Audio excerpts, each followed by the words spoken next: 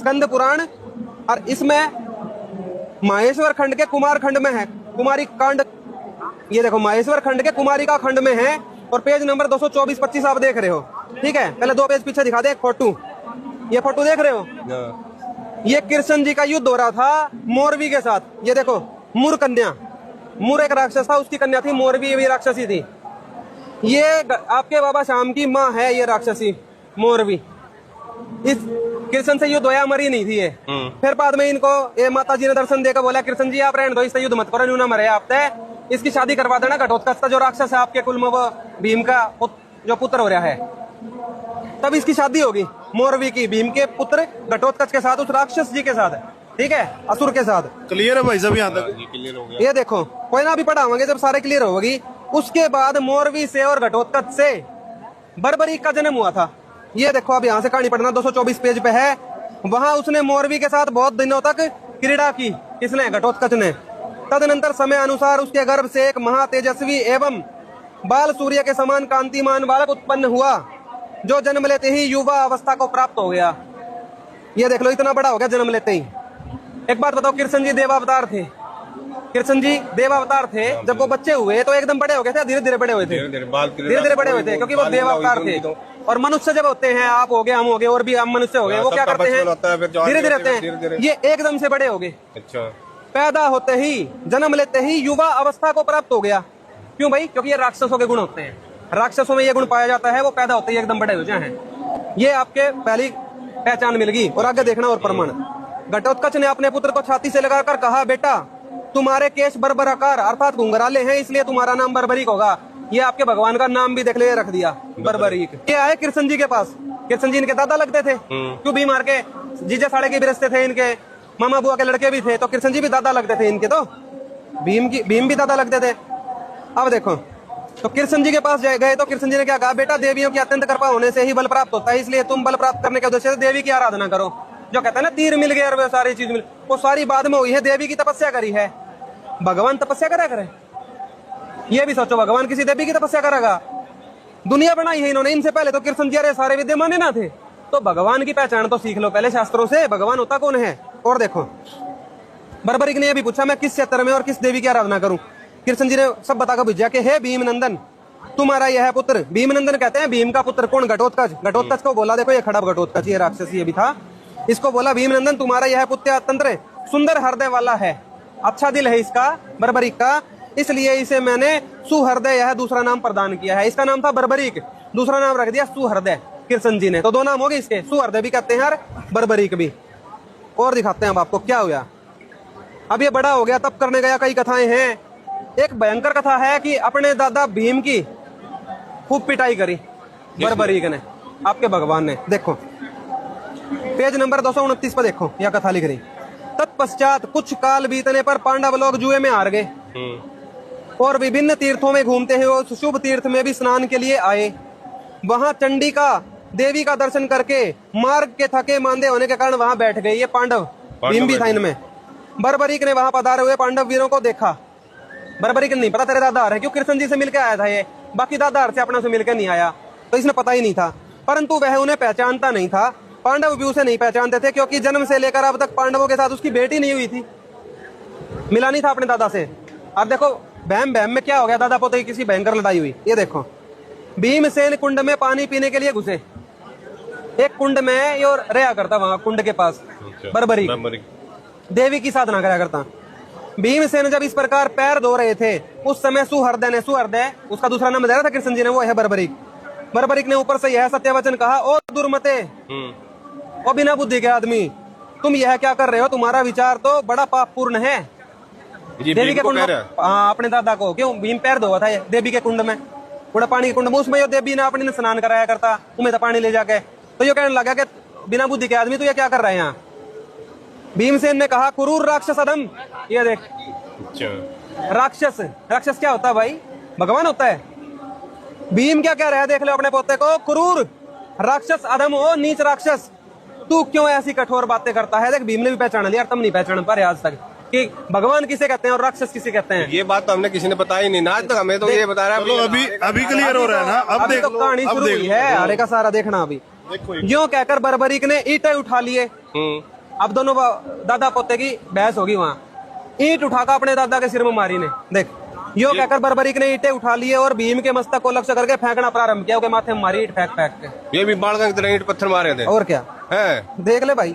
भगवान शंकर ने आकाश में स्थित हो बर्बरीक से कहा, राक्षसों में श्रेष्ठ। ये देख अब क्या हुआ, इसने क्या करा, बर्बरीक ने पहले तो ईंट मारी अपने दादा खूब, फिर खूब कुट्या, फिर ठा लिया। देखिए ये फोटो देख ले ध्यान से, यो भीम ठा रखा है राक्षस ने। राक्षस में बल ज्यादा है, बहुत 17 हाथियों जितनी शक्ति थी। भीम में कितनी है और राक्षस मुझ तो ज्यादा हो है। ये देख ले, ऐसा भी हो भीम सकता ठा लिया धर और नु बोला तने समुद्र में डुबाऊंगा। भाई तो सामने लिख रहा है ना, ये तो प्रमाण देख लो आप। ये देख लो, एक बार हाइलाइटर देना मेरे को। हाँ देखो, ये देखो। अंत में बर्बरीक ने भीमसेन को उठा लिया और जल में फेंकने के लिए समुद्र की ओर चल दिया। समुद्र किनारे पहुंचने पर जब जल में डुबोने ही वाला था समुद्र में अपने दादा को, भीम को, भगवान शंकर ने आकाश में स्थित हो बर्बरीक से कहा। देख भगवान शंकर आ गए, ये देख ले फोटो। भगवान शंकर ने कहा, हे राक्षसों में श्रेष्ठ। ये देख सारे इसको राक्षस कह रहे हैं, तुम भगवान कह रहे हो। सोचो इस बात को। भगवान शंकर, ये शंकर ने भी तो इसको श्रेष्ठ कहा है ना, राक्षसों में श्रेष्ठ। तो राक्षसों में श्रेष्ठ, श्रेष्ठ है ना। मनुष्य में कोन्या और भगवानों में कोन्या, देवताओं में कोन्या, राक्षसों में है। तो भगवान कह रहा है श्रेष्ठ इसको। देख लो अभी श्रेष्ठ राक्षसों में, राक्षसों में श्रेष्ठ है। ये कोई बात है ना भैया, आपकी समझ में शायद। देखो भाई, भगवान शंकर ने आकाश में स्थित हो बर्बरीक से कहा, हे राक्षसों में श्रेष्ठ महाबली बर्बरीक, ये भारत कुल के रत्न और तुम्हारे पिता में भीमसेन, इन्हें छोड़ दो, तेरा दादा है वो, इन्हें छोड़ दे, मन न मारे, मत मार भाई अपने दादा को। भगवान शंकर का यह वचन सुनकर सुहृदय सहसा भीमसेन को छोड़कर उनके चरणों में गिर पड़ा और बोल उठा, हाय मुझे धिक्कार है, यह बड़े कष्ट की बात है, बड़े कष्ट की बात है। पिता में मुझे क्षमा कीजिए, क्षमा कीजिए। अपने दादा तो माफी मांगने लग गया, क्यों पहले तो पता नहीं था दादा है, पर राक्षस है, ये क्लियर हो रहा। सारे भीमसेन भी इसको राक्षस बता रहे हैं और शंकर भगवान भी है। नादान थोड़ी ना है ये सारे, शंकर भगवान नादान है के? सोचो। पर इनके ऊपर तो इतने सुरीली आवाज में गाने गा रखे, हम तो मंत्र मुग्ध हो जाते हैं उनके गाने सुन के। वहाँ पे मेले बात बता, भक्ति गाने सुनकर करेगा, शास्त्र पढ़ कर करेगा? ये शास्त्र तो आज देखे हमने। तो देखो संत रामपाल जी महाराज जी के आश्रम में आए हो तो समझो इस चीज को। देखो आगे 232 पेज पर आ गया। बर्बरीक बोला, पिता मैं दादाजी मैं पापी हूँ, ब्रह्म हत्यारों से भी आदि घृणा का पात्र हूँ। क्यों? दादा गढ़ दिया, शर्म तो आई? बिल्कुल शर्म तो आनी पड़ेगी। अतः जिस शरीर से मैंने पितामह को पीड़ा पहुंचाई है, उस अपने शरीर को आज मैं मही सागर संगम में त्याग दूंगा। अब यो आत्महत्या करने चल पड़ा। बोले मैंने दादा कूट दिया तो बहुत बुंडी हुई, मैं मरूंगा डूब के। पहले दादा ने डूबने गया था, खुद डूबने चल लगा। देखो, जिससे अन्य जनों में भी ऐसा ही पाप की न हो जाऊं। भाई इतना पापी हो गया मैं कि अपना दादा मैंने डुबो दिया था। चारों दिशाओं की देवियां रुद्र के साथ वहां आई, फिर शंकर के साथ चारों दिशाओं की देवियां भी आ गई वहां, और उसे हृदय से लगाकर बोली, वीरेंद्र अनजान में किए हुए पाप से दोष नहीं लगता। भाई रहने दे, अनजाने में हो गया तेरे तो पाप तो हो गया, पर अनजाने में हुई। यह बात शास्त्रों में बताइए भाई, अनजाने में करे और दोष नहीं लगते। तू रहने दे, मत मरे। और देखो तुम्हारे पिता में भीम पुत्र पुत्र पुकारते हुए तुम्हारे पीछे लगे हुए चले आ रहे हैं कि वो डूबने चलने लग रहे हैं और भीम जी पीछे पीछे लगा हुआ कि भाई मेरे पोते तू मत डूबा। भाई पोते से मोह हो गया अब उसको। पहले तो लड़ाई कर रहे थे आपस में, बाद में पता चला रिश्ते का। तुम्हारी मृत्यु हो जाने पर वे स्वयं ही भी प्राण त्याग देने को उत्सुक हैं। कह रहे कि भाई बर्बरीक जी अगर तू डूब कर मरा तो भीम भी डूब कर मरेगा।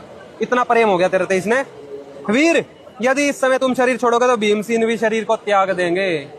दोनों दादा पोते मरण की नौबत आ गई, इतने गुंडे काम हो गए। देवियों के ऐसा कहने पर बर्बरीक उदास मन से फिर लौट आया। फिर इसने सोची भाई चल नहीं मरता, चल इतने मन समझा रहे हैं, इतने समझदार लोग, वापस आ गए। अब आपकी बात आएगी कि शीश का दानी, शीश का दानी नहीं है भाई, इसमें नहीं लिखा हुआ है ऐसा। देखो जी 234 पृष्ठ पर आ गया। आप संक्षिप्त स्कंद पुराण पढ़ रहे हो। जब युद्ध शुरू होने वाला था महाभारत, हाँ महाभारत का, तो ये तप करने गया हुआ था। आ गया भाई बाण वगैरह लेकर वहां, बोला मैं मारूंगा सारे ने। ठीक है, इतनी बात तो आपने बताई। इसने बोला मैं सारे ने मार दूंगा, पर उसके बाद क्या हुआ वो आपको नहीं पता। देख, मैं 2 ही घड़ी में इन सब शत्रुओं को तीखे बाणों से मार गिराऊंगा, अपने बाणों से मार दूंगा। बर्बरीक जो ही उपर्युक्त बात कही, बर्बरीक ने जो ही उपर्युक्त बात कही, त्यों ही श्री कृष्ण ने कुपित होकर अपने तीखे चक्र से बर्बरीक का मस्तक काट गिराया। श्री कृष्ण ने काटा था इसका मस्तक। इब्न्यू बता, इसमें कहाँ है शीश का दानी भाई? ये तो भाई साहब आप पढ़ सकते हैं। कुपित होकर फिर पढ़ो। शीश का दान देने वाला वे अज्ञानी गुरु कुछ भी बोलेंगे भाई, शास्त्रों से प्रमाण तो ले लिया करो। बर्बरीक आपके सामने है आज, नहीं है, आप इतनी बार गए हो गए रिंगस, कदे मिले आपने बर्बरी? नहीं मिला ना, उनकी तो मूर्ति शास्त्रों में लगी पढ़ना पड़ेगा ज्ञान तो।